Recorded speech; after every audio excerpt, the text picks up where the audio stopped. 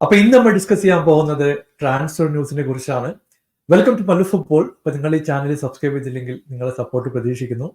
നമുക്ക് എംബാപ്പയുടെ ന്യൂസിൽ തന്നെ സ്റ്റാർട്ട് ചെയ്യാം. കഴിഞ്ഞ കുറെ വർഷങ്ങളായിട്ട് എംബാപ്പെ ഇന്ന് പോകും നാളെ പോകും എന്നൊക്കെ പറഞ്ഞിട്ടുള്ള കുറെ റൂമേഴ്സ് നമ്മൾ കേട്ടതാണ്. ഈ ജൂണിൽ പുള്ളിയുടെ കോൺട്രാക്ട് എക്സ്പയർ ആവുന്നു. ഇപ്പൊ PSG എന്തായാലും പുള്ളിനെ റീറ്റെയിൻ ചെയ്യാനുള്ള ഒരു സാധ്യതയും നമ്മൾ കാണുന്നില്ല. ഇപ്പൊ റയൽ പുള്ളിനെ കൊണ്ടുവരാൻ വേണ്ടിയിട്ടുള്ള കോൺട്രാക്ട് ഡോക്യുമെന്റ് ഒക്കെ പ്രിപ്പയർ ചെയ്തുകൊണ്ടിരിക്കുകയാണ്. നമുക്കറിയാം PSG പുള്ളി പൈസ മാത്രമല്ല ഷെയർ ചോദിച്ചു. അതിനുശേഷം ബോർഡ് മെമ്പറായിട്ട് ഒരു സേയൊക്കെ ചോദിച്ചിട്ടുണ്ടായിരുന്നു.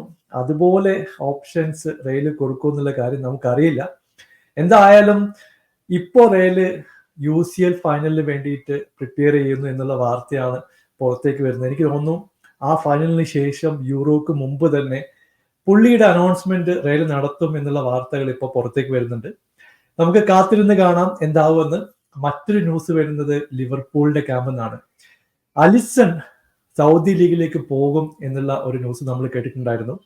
എന്നാൽ അടുത്ത വർഷം ആർനെ സ്ലോട്ടിന്റെ പ്ലാനിൽ അലിസൺ ഉണ്ട് എന്നുള്ള കോൺഫർമേഷൻ പല മീഡിയ ഹൗസ് വഴി പുറത്തേക്ക് വന്നു കഴിഞ്ഞു.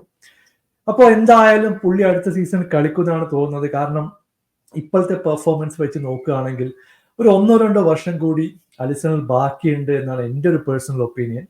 പുള്ളി പലപ്പോഴും കൺസിസ്റ്റന്റ് ആയിട്ട് ലിവർപൂൾ പെർഫോം ചെയ്തുകൊണ്ടിരിക്കുന്ന ഒരു പ്ലെയർ തന്നെയാണ്. പിന്നെ വലിയ എന്തെങ്കിലും ഓഫറൊക്കെ വന്നു കഴിഞ്ഞാൽ ചിലപ്പോൾ ലിവർപൂൾ പുള്ളിയെ ഓഫ് ലൈഡ് ചെയ്യാൻ നമുക്ക് സാധ്യത കാണുന്നുണ്ട്. മറ്റൊരു ന്യൂസ് വരുന്നത് ചെൽസി ക്യാമ്പിൽ നിന്നാണ്. ചെൽസിക്ക് എന്തായാലും ഒരു സ്ട്രൈക്കർ വേണം. അവര് മാർക്കറ്റിൽ തപ്പിക്കൊണ്ടിരിക്കുകയാണ്. ഓഷിമാനുമായിട്ടുള്ള ലിങ്ക് ഒക്കെ കഴിഞ്ഞ കുറെ മാസങ്ങളായിട്ട് നമ്മൾ കേട്ടുകൊണ്ടിരിക്കുകയാണ്. പക്ഷെ നപ്പോളി ചോദിക്കുന്നത് 150 മില്യൺ ഒക്കെയാണ്. അത്രയ്ക്കും പൈസ കൊടുത്ത് പുതിയ സ്ട്രൈക്കറെ തോഡ് ബോളി ഈ ഒരു സിറ്റുവേഷനിൽ വാങ്ങിക്കുമെന്ന് നമുക്കറിയില്ല. എന്നാൽ ഈ ഒരു ഡീലിന്റെ ഭാഗമായിട്ട് ലുക്കാക്കു, ബ്രോയ ഈ 2 പ്ലേയേഴ്സിനെ ഓഫ്ലോഡ് ചെയ്യാൻ വേണ്ടിയിട്ടാണ് ചെൽസി ഇപ്പോൾ ശ്രമിക്കുന്നത്.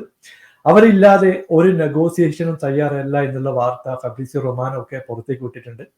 എനിക്ക് ബ്രോയുടെ കാര്യം ആലോചിക്കുമ്പോൾ വളരെ വിഷമത്തിലാണ്. കാരണം പുള്ളി ഇത്രയ്ക്കും ടാലന്റ് ഉണ്ടായിട്ടുള്ള പ്ലെയർ ഇഞ്ചുറി കാരണം മര്യാദയ്ക്ക് കളിക്കാനും പറ്റിയില്ല, കിട്ടിയ അവസരം മുതലാക്കാനും പറ്റിയില്ല. ഇപ്പൊ ചെൽസി വിട്ട് പോകേണ്ട സിറ്റുവേഷൻ ആണ്.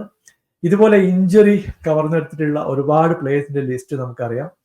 ലുക്കാക്കു ഈ ഒരു സീസണിൽ ചെൽസി വിടും എന്നുള്ള കാര്യം ഏതാണ്ട് ഉറപ്പായി കഴിഞ്ഞു. അപ്പൊ സ്പേഴ്സിലേക്ക് വരുമ്പോൾ ലെഫ്റ്റ് വിങ്ങില് ടിമോ വേർണറുടെ കോൺട്രാക്ട് 1 വർഷം കൂടി എക്സ്റ്റെൻഡ് ചെയ്യുന്നു എന്നുള്ള വാർത്തയാണ് നമ്മൾ കേൾക്കുന്നത്. പുള്ളിയെ പെർമനന്റ് ആയി സൈൻ ചെയ്യുന്നൊക്കെ ഞാൻ വിചാരിച്ചു. പക്ഷേ അതെന്തായാലും ഈ വർഷം നടക്കില്ല. 1 വർഷം കൂടി എക്സ്റ്റെൻഡ് ചെയ്ത് 15 മില്യന്റെ ഒരു സൈനപ്പ് ക്ലോസും കോൺട്രാക്റ്റിൽ വെക്കുന്നു എന്നുള്ള വാർത്ത പുറത്തേക്ക് വന്നിട്ടുണ്ട്. ഇപ്പൊ കഴിഞ്ഞ സീസണിൽ പുള്ളി കളിച്ച കളിയിലൊക്കെ എനിക്ക് തോന്നുന്നു ഒരു പോസിറ്റീവ് ആയിട്ടുള്ള പെർഫോമൻസ് ആയിരുന്നു.